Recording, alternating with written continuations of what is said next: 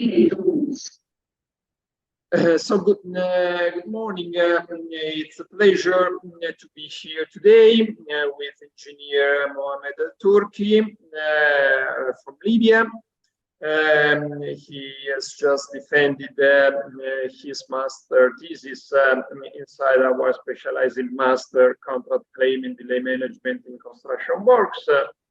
His thesis is titled Effective Contract Management Practices in Building Construction in the Libyan context. And we are with Mohamed to know something about his experience in this specialized master. Hello, Mr. Giovanni. Nice to meet you and have me here in this presentation. I'm Mohamed El Turky. I'm actually a civil engineer who practiced the contract and the project management for more than 15 years. I work in different fields in the construction, but primarily I'm working in the road and infrastructure here in Libya, and some experience in regional experience, especially in Qatar for more than 5 years. Before, let me just would like to express my gratitude to the Politecnico di Milano for giving me the chance to participate in this master study. It was really, I'm proud to say that it was really full of new and valuable information. For my case, it took me completely to a different level. Also, I would like to extend my gratitude to you, Mr. Giovanni, and all the professors for the support and mentorship, and special thanks to the help desk team for their supportive way in resolving all the online issues.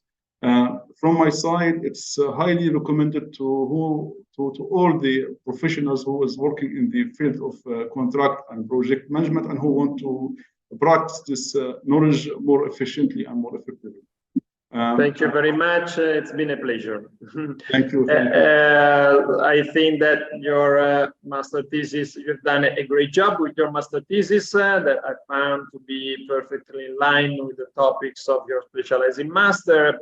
Would you then mind showing us some slides, those from your presentation, those that you think are most representative of your master thesis? Yeah. First, I start with the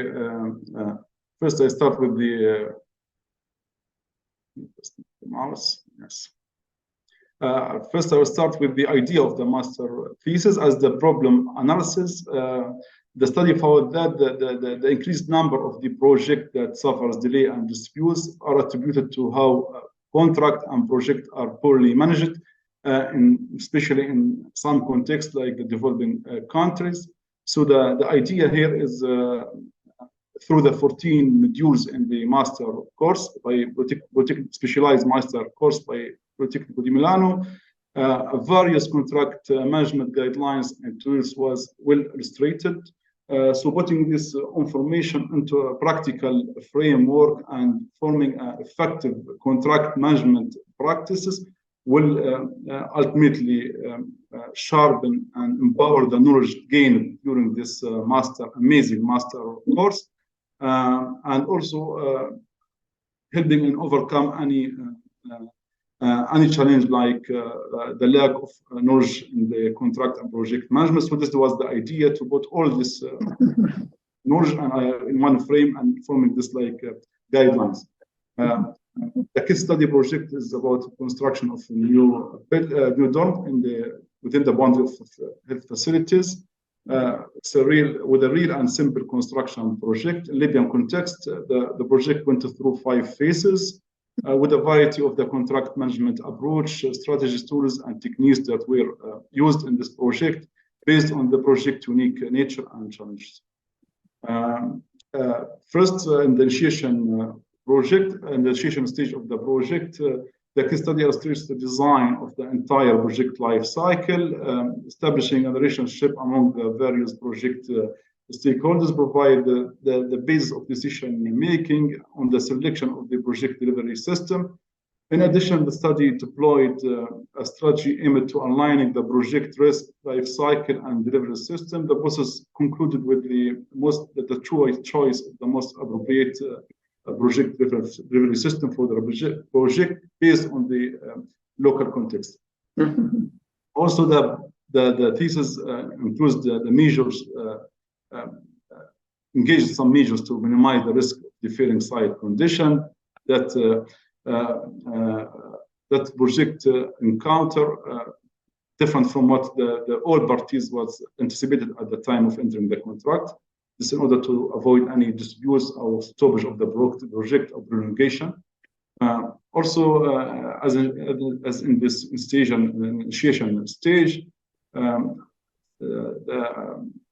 the project strategy decision was made in the frame of the long-term planning,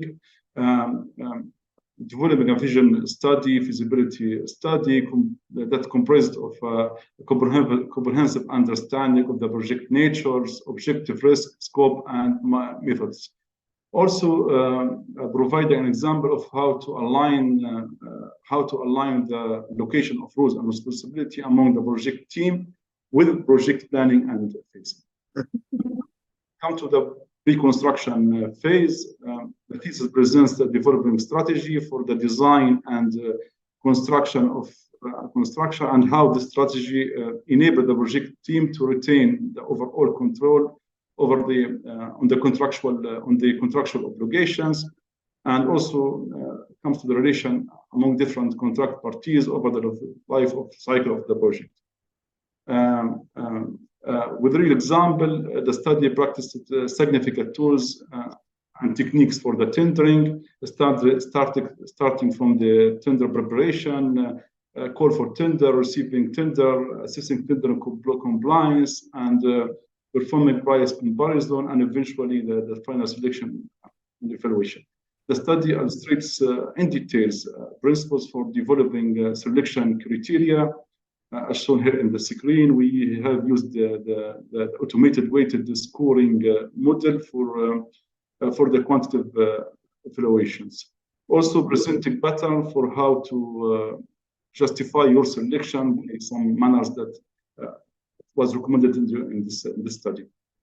When it comes to during the pre-construction phase, based on the Libyan context, the study deployed a real example for the procurement of the design and construction services. For the design, for the procurement of design services, the study found that the selective tendering is more suitable rather than the open tendering. When it comes to the procurement of the construction services, the study found that the contractor pre-qualification is most appropriate approach for managing the contractor participation in the tenders, based on some elements in the Libyan context. The chapter concluded with the overview of the adapted institution construction contract, comparing this construction contract with the international form of the contract, like FIDIC Red Book. The comparison fields including the timing and of payment, retention and release of retention money, advance payment, extension of time, and variations. Comparison concluded with the pros and cons of adopted contract in the line now within the frame of the 5 FIDIC golden principles. In the construction, we practice some tips that we considered in the programming and scheduling. Also, some techniques help the project team to measure and control the compliance against the contract obligations. When it comes to the some techniques and tools that were used to monitor and forecasting, monitoring, and managing the cash flow and payments. Some construction arrangement and setups advised by the study, like how to make a successful project kickoff. Some special exceptional practice for managing coding and registering archiving construction documents, in addition to real example on the application of the interim payment certificate in line with the international standards. When it comes to the communication, Mohamed, you have also performed a delay analysis, right? Yeah, it's coming in the next slide. Yes, yeah. Okay. Next slide, yes. When it comes to the communications, we have a simple, effective approach for defining, managing, and documenting roles and responsibility in project communications, which was the most important thing in the project and contract management. For each project, deliver a document with the aid of the RASI matrix. We take the famous RASI matrix when we manipulate it to fit our needs and our projects.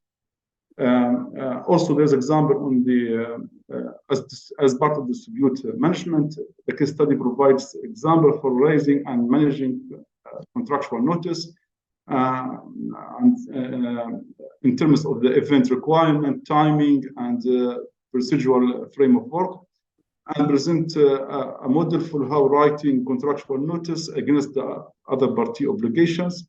The model show how to reinforce the notice with the some evidence from our project records. Okay, tell us something about the results of this delay analysis, which is, I think, it's very interesting. Yeah, the result is 40% of delay found to be directly or indirectly excusable delay. The contractor has some reasons to develop this delay.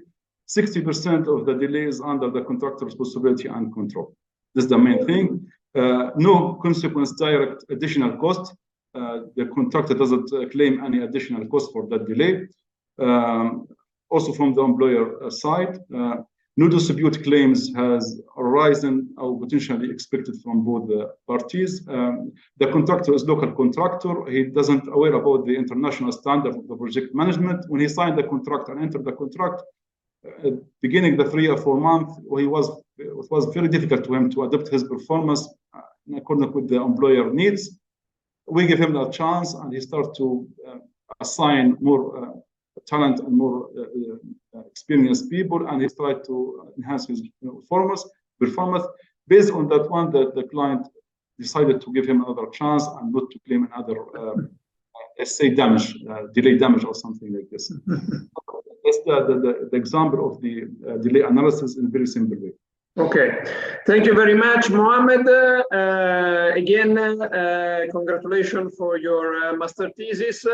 I really think you have done a great job, and I was happy to review this work all along, from beginning to its conclusion. I